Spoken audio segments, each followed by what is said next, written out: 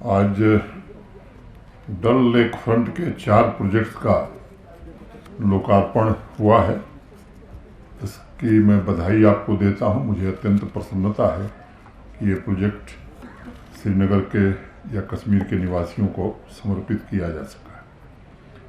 मेरे लिए व्यक्तिगत रूप से ये प्रसन्नता की बात है कि श्रीनगर स्मार्ट सिटी ने निहायत खूबसूरती से अर्बन लैंडस्केप की प्लानिंग, इंफ्रास्ट्रक्चर डेवलपमेंट पे लेक और वाटर बॉडीज ये दोनों को जोड़ा है। वास्तव में प्राचीन भारतीय वास्तुकला का ये अभिन्न अंग हुआ करता था। इस बात की भी मुझे खुशी है कि सनसेट प्लाजा उत्तरी तट के अगले भाग माने निसाद बाग से नसीम बाग, बुलेवर्ड राइट वॉकवे तथा इको पार्क का डेवलपमेंट इस तरीके से किया गया है कि प्रकृति और वाइब्रेंट सोशल लाइफ के बीच में एक बैलेंस स्थापित हो सके तथा श्रीनगर शहर सस्टेनेबल अर्बनिज्म के अपने लक्ष्य को प्राप्त कर सके। मैं श्रीनगर स्मार्ट सिटी लिमिटेड के चेयरमैन CEO तहर आमिर खान और उनकी पूरी टीम को हृदय से बधाई देना चाहता हूं और उनकी प्रशंसा भी करना चाहता हूं, जिन्होंने लेक फ्रंट को सिर्फ पब्लिक इंटरटेनमेंट के दृष्टिकोण से नहीं देखा है, बल्कि शहर के व्यापक सर्वसमावेशी अर्बन क्वालिटी तथा विजुअल अपील को ध्यान में रखते हुए झीलों और नदियों से श्रीनगर के रिश्ते को करीब 60 साल बाद फिर से पुनर्जीवित किया है, फिर से रिवाइव किया है। 60 साल पहले मैंने इसलिए कहा क्योंकि अनेक इतिहासकारों ने, अनेक ट्रैवल राइटर्स ने 1960 में जब श्रीनगर की यात्रा की थी, तब ज़्यादातर टूरिस्ट कहते थे कि झीलों, नदियों और उसके साथ बसे श्रीनगर का सौंदर्य ऐसा है कि न आँखें तृप्त होती हैं, न ही वे थकती हैं। बाद के वर्षों में लेक और वाटर बॉडीज तथा शहर के उनके संबंध की स्वाभाविक रूप से उपेक्षा हुई। यहाँ मेरे साथ प्रशासन के जितने भी हमारे सहयोगी उपस्थित हैं, उन्होंने हो सकता है ट्रेनिंग के समय लाल बहादुर शास्त्री प्रशासन एकेडमी मसूरी की लाइब्रेरी में एक पुस्तक पढ़ी नहीं होगी तो देखी जरूर होगी, जर्नी ऑफ कश्मीर, वहाँ भी रखा हुआ है। उसके राइटर थे हेम संतोष। बुलेवर्ड रोड, निसाद बाग तथा नसीम बाग घूमने के बाद उन्होंने लिखा, यहाँ आने पर ऐसा लगता है कि मानो डल झील कमल के पत्तों की साड़ी पहनकर गर्वित हो रही है और उसका वर्णन शब्दों में शायद कोई कवि ही कर सकता है। डल के सुकून को आप स्वर्ग की संज्ञा दें या चिर शांति की, अंतर केवल भाषा या शब्दों का है, पर अर्थ एक है। डल झील में शिकारा के बाद मन कुछ और चाहे तो रोड पर टहल लीजिए, पार्क में चले जाइए। यहाँ एक रेस्टोरेंट है, वहाँ चाय का ऑर्डर देकर आराम से डल की बाहर देखिए। मुझे एक फ्रांसीसी दंपत्ति ने, माने फ्रांसीसी कपल ने कहा कि यह नज़ारा पेरिस के सीन नदी के किनारे टुलेरीज गार्डन की याद दिलाता है। मित्रों, ये 63 साल पहले लिखे हुए शब्द हैं। उनसे पहले 1920 के आसपास यहाँ घूमने आए एक ब्रिटिश राइटर थे, स्कॉट। उन्होंने लिखा कि मैं इस जगह की खूबसूरती शब्दों में कह पाने में असमर्थ पाता हूँ अपने आप को। मैं सिर्फ इतना जानता हूँ कि जैसे ही मैंने निसाद बाग के एरिया में कदम रखा, स्वर्ग के दरवाजे खुल गए। अगर उसे विजुअलाइज किया जाए तो मैं समझता हूँ कि श्रीनगर शहर के इकोलॉजिकल पोटेंशियल को आज के सभी 4 प्रोजेक्ट्स तथा पहले के भी कई प्रोजेक्ट्स से बखूबी इस्तेमाल करके इंक्लूसिव पब्लिक स्पेस तैयार करने में श्रीनगर स्मार्ट सिटी लिमिटेड सफल रहा है और smart governance, green public space के बेहतर समन्वय से देश के अन्य बड़े शहरों को भी श्रीनगर आज प्रेरित करने लगा है। अगर हम समय में 1200 साल पहले जाएं तो कल्हड़ ने अर्बन लैंडस्केप का बड़ा विस्तृत वर्णन किया है।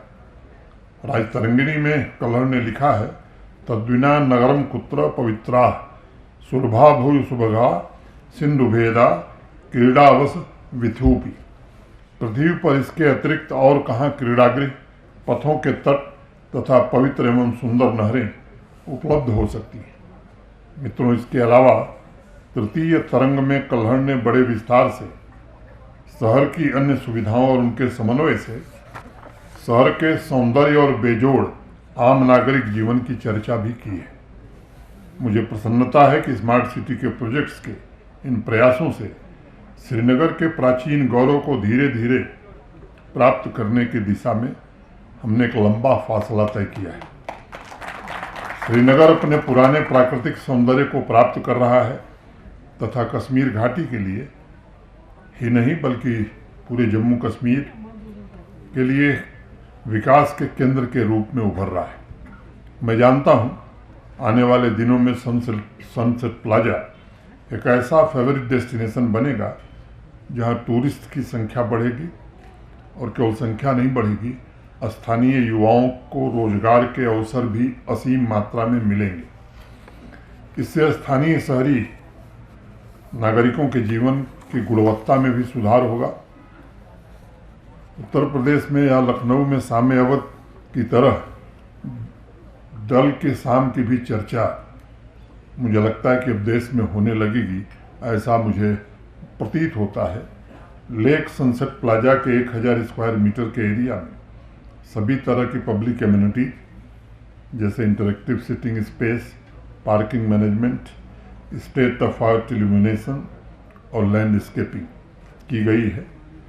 श्रीनगर स्मार्ट सिटी ने लोगों को सुकून के साथ साथ सुविधा देने के लिए फूड कियोस्क भी प्लान किया है, जिससे स्थानीय युवाओं को रोजगार के अवसर भी मिलेंगे। उसी प्रकार उत्तरी तट के लेक फ्रंट डेवलपमेंट में pedestrian walkway, cycle track, viewing decks निर्मित किए गए हैं। श्रीनगर स्मार्ट सिटी के फ्लैगशिप प्रोजेक्ट में से यह एक है। 5.1 किलोमीटर का यह साइकिल ट्रैक निसाद से नसीमबाग को कनेक्ट करेगा, जिससे पैदल या साइकिल से चलने वाले स्थानीय नागरिक तथा टूरिस्ट सुरक्षित और आरामदेह तरीके से डल के सौंदर्य का अनुभव कर सकेंगे तथा आने वाले समय में मैं मानता हूं कि पर्यटकों के लिए मुख्य आकर्षण का केंद्र साबित होगा। आज इस प्रोजेक्ट के पहले फेज 1 यानी निशात से शालीमार कनाल के 2.5 किलोमीटर स्ट्रेच को पूरा करके लोकार्पित किया गया है। आज एक और बहुत महत्वपूर्ण प्रोजेक्ट समर्पित किया गया है आपको। बुलवर्ड रोड के बाएं तरफ मुख्य पेडेस्ट्रियन वॉकवे है, जहां दिन भर टूरिस्ट आते रहते हैं और वहां हैंडीक्राफ्ट के शोरूम भी हैं, जहां वह रुककर शॉपिंग भी करते हैं। लेकिन डल के राइट साइड में पेडेस्ट्रियन फुटपाथ था ही नहीं भी, हमारे CEO साहब ने बताया आपको, जिससे स्थानीय नागरिकों को तथा पर्यटकों को काफ़ी परेशानी होती थी। श्रीनगर स्मार्ट सिटी लिमिटेड ने डलगेट बडियारी चौक से निसाद बाग के 9.30 किलोमीटर स्ट्रेच पर वॉकवे निर्मित किया है और सभी एमिनिटीज़ के साथ आम लोगों को टहलने, घूमने, शॉपिंग के बेहतर अनुभव प्रदान करने की व्यवस्था भी की है। चौथा प्रोजेक्ट शालीमार का इको पार्क है, जहां हम सब मौजूद हैं, जिसे lake conservation and management authority तथा श्रीनगर म्यूनिसिपल कॉरपोरेशन ने मिलकर के तैयार किया है। डल लेक फ्रंट के मुख्य स्थल पर स्थित होने की वजह से लोकार्पण के पहले से ही ये पर्यटकों का हॉट स्पॉट बन चुका है। मैं मानता हूं कि स्मार्ट सिटी या मॉडर्न शहर की दो बेसिक आवश्यकताएं, नॉलेज कनेक्टिविटी तथा इकोनॉमिक कनेक्टिविटी, इन दोनों के लिए आवश्यक है कि दो बेसिक जरूरतें, सीमलेस फंक्शन तथा एस्थेटिक्स, सभी अर्बन डिज़ाइन के प्रमुख अंग बने। आज बढ़ते अर्बनाइजेशन तथा मॉडर्न सिटी की आवश्यकता को ध्यान में रखते हुए लेक, वाटर बॉडीज और इकोनॉमी तथा ईज ऑफ लिविंग का मुख्य ड्राइवर माना जा रहा है। विश्व के अनेक बड़े शहर जहां लेक और वाटर बॉडीज समय के साथ विश्व के अनेक शहरों में लुप्त हो गई, वहां नए सिरे से उन्हें डेवलप करने तथा कमर्शियल बाजार की तरह उन्हें भी शहर की व्यवस्था के मुख्य हिस्से के रूप में विकसित करने की कोशिश हो रही है। मुझे स्मरण है, ब्रिटिश एयरवेज के एक पायलट हैं मार्क, उन्होंने दुनिया के अलग अलग शहरों में अपने ट्रिप के अनुभव के आधार पर एक किताब लिखी है। आप में से शायद कुछ लोगों ने उसे पढ़ा हो या इमेजिन ए सिटी। मार्क ने दक्षिण कोरिया की राजधानी सियोल, वैसे सोल कहते हैं उसको, का जिक्र सिटी ऑफ रिवर्स चैप्टर में किया है। उस चैप्टर को पढ़ते हुए मुझे सियोल शहर और जम्मू कश्मीर में दो समानता दिखी। पहला, उनका राइटिंग सिस्टम, उनकी लिपि को हंगुल कहा जाता है, जो हमारा स्टेट एनिमल है। दूसरा, सियोल शहर का हन रिवर बिल्कुल डल लेक की तरह है और उसका जो वॉकवे बनाया गया है वो लगभग 8-9 किलोमीटर का है। यहाँ बुलवर्ड में पिकनिक टेबल, लोगों के बैठने की जगह और आइसक्रीम शॉप बनाए गए।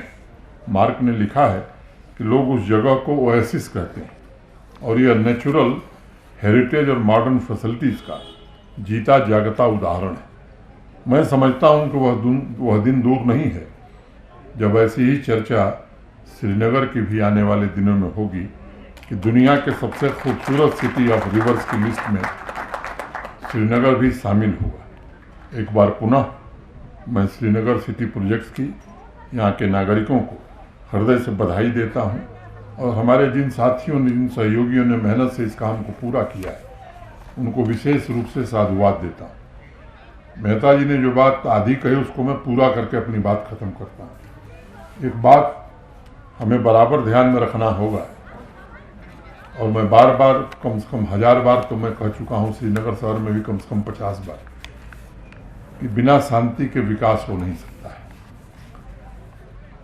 और इसलिए सबसे अहम और जरूरी, प्राथमिक और अनिवार्य शर्त है कि शांति बनी रहे।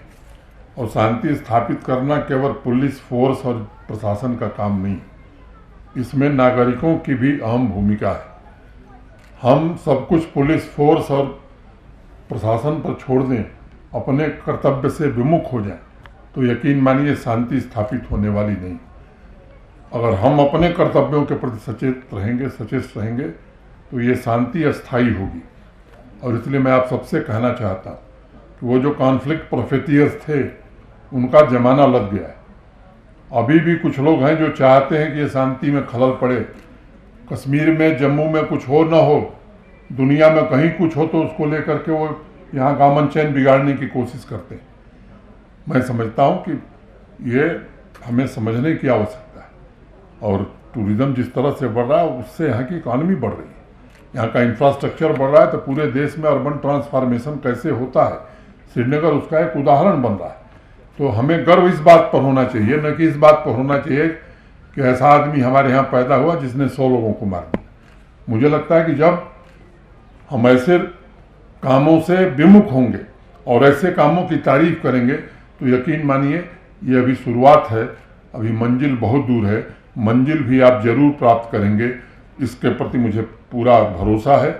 मैं आप सबको हृदय से धन्यवाद देते हुए और ये निवेदन करते हुए, ये बड़ा आवश्यक है।